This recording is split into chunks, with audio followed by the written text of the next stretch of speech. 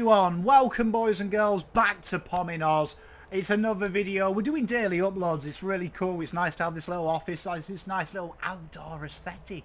Feel at one. As a plastic Australian myself, I do love being outside. It's great. If you are new around here, please drop a like, please drop a subscribe. What we're doing today is we're just going to go through and have a little bit of a light-hearted take on the AFL Draft that's just gone. And what we're going to do is we've got a couple of little categories. We're going to do the biggest draft steal, so someone that we feel has really slipped down the list, someone that has really just gone somewhere that we didn't expect. We're going to do the biggest surprise pick, a pick that I feel is a bit of a surprise, someone who was taken too early. We're going to do the biggest what the heck happened there moment, and then we're going to have who's done the best in the draft. So without any further ado, let's crack into it. And the biggest draft steal for me, and I think this is not a surprise to anyone, is young Jackie Carroll, who went to Carroll and picked 41. Now, on my draft board, I had him going somewhere 15 to 20, which I think many people did. And to see him slide that far, I thought was an absolute travesty. I was genuinely shocked he slid that far, and I was surprised. It was a welcome release, and I thought it was really good of this new Carlton era, to actually take the chance on this kid. And what you're getting is you're getting someone that is accomplished inside out. He's classy, he's clean, he's a real raw product. He's someone that I look at and I think his ceiling is super high. And I think he is someone that when we do this draft, you know, in 10, 20 years time, and we take a look back, will definitely go a lot earlier than what he's been taken at pick 41. I think he's an absolute true talent, and I think Carlton have taken a good risk here with him because we have so much depth in the midfield. He's someone that at 17 years old, he doesn't have to come into the game. But I think one of the big things about his talent is his age, is that we can feed him in, and I think that he's got high numbers for contested possessions. He's a real grafter, he's a real fighter. I think his future in the next couple of years will probably be down half back. I think we have a habit of converting players to learn the game, and I can see him learning the game at VFL level, bit more time at half-back, a real classy user, very similar, and it's kind of like a hybrid between Sam Petrescu-Seton, I think, and Paddy Dow. Someone that mixes the class with the ball, has a bit of grunt about him. I think he's a really exciting prospect, and someone that I think will be a lot better than where he was taken. Now, the other one is the what happened there moment. And I'm going to look at a guy called Samson Ryan. I thought this guy went way earlier than he was planned. I actually had him undrafted. Now, I understand Richmond need a ruck, and I understand that, you know, that they haven't really got the greatest depth. But I think when you've got players like Henry Walsh on the draft board, who is rawer, I will say, and he's probably got less of the physical stats that Samson has, but I think he's got exceptional ruck work already, and he is someone that you can build. And I think when I look at Richmond and I look at like Nankervis and stuff, and it works so well for Richmond because they have so much talent around that area, I would have thought he would have been a more logical choice. Now, I'm not going to question Richmond's recruiting strategy. They are one of the best recruiters in the game. They've built a fearsome list, and that team is a very strong side. But in my opinion, I thought that was way too early, way too soon, and it's going to be interesting to see what happens moving forward with that one. The most questionable decision for me, and what happened there moment, for me goes to Geelong. They traded their first round pick to Richmond to get ahead of everyone, to get Max Holmes.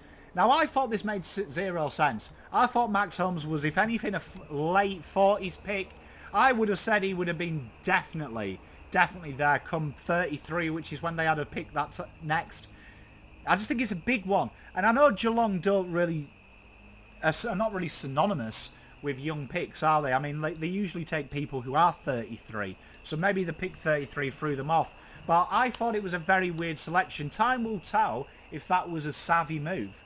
But to me, I think Max Holmes, although he represents what Geelong want, do I think he's better than what they will get next year on their position for that trade? I don't think it will be. I actually think I'm willing to wager that next year, whatever is around that pick, would be a better player than Max Holmes.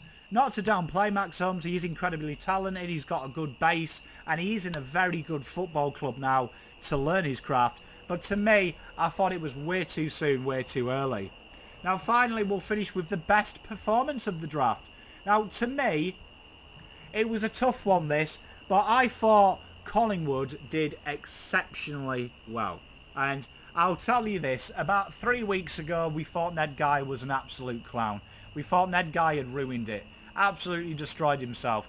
And he made some big calls. There were some big calls from Buckley, wasn't there, that they're going to rebuild, they think they can get better. Well, I think they've done probably better than expected. I think Oliver Henry is an absolute real talent. Guy that can play both ends of the ground, highly versatile. He's definitely got that something that you need. And I think he's going to be a very good acquisition for them. I thought Finlay McRae at 19.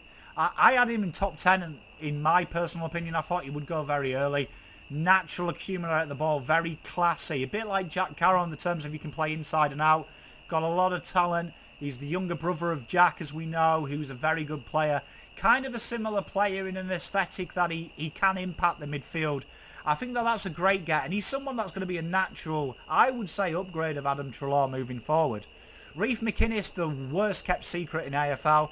Very, very talented footballer. Got all the tricks, got all the trade. Definitely someone, in my opinion, that can really fill the void that Jaden Stevenson's left. Definitely will add some dynamicness that Jaden doesn't have. Real intriguing prospect, and someone that I think, again, I keep overusing this phrase, will be earlier when you redraft this. And Caleb Poulter was picked 30, who I thought, and we know how much I love Caleb, this guy is a gun. Inside, outside midfielder, has played down the black as well. He offers you that flexibility. Been deployed across half forward. To me, the excitement of him and John DeGoey rotating in a couple of years is exciting. And for a Carlton fan, it excites me because I think 2 years' time, this side will be good. And I want Collingwood Carlton finals. That's what it's all about. Them and Essendon, I want them around it because it just makes it sweeter. It's exciting. That's what the game needs. It's going to grow the game even more. Packed MCG with our rivals. I thought they did absolutely terrific. I really did. And hats off to Ned Guy and Collingwood. Enjoy them young players because you picked up a few other guys as well who were really solid as well. McMahon and McCreary, really good solid footballers. I thought that's a really good ins for what you've lost. And I think in 2 or 3 years' time, I would wager a couple of these players will be in and around what you've already lost in terms of ability. That's my take on the AFL draft. Let me know who was your favourite pick from your team. Who are you really looking forward to seeing next year? Who did you think nailed it? Who did you question what had happened? Is there some players that you like that didn't get picked up? Let me know in the comments. We'll have a little chat about it. Pom out.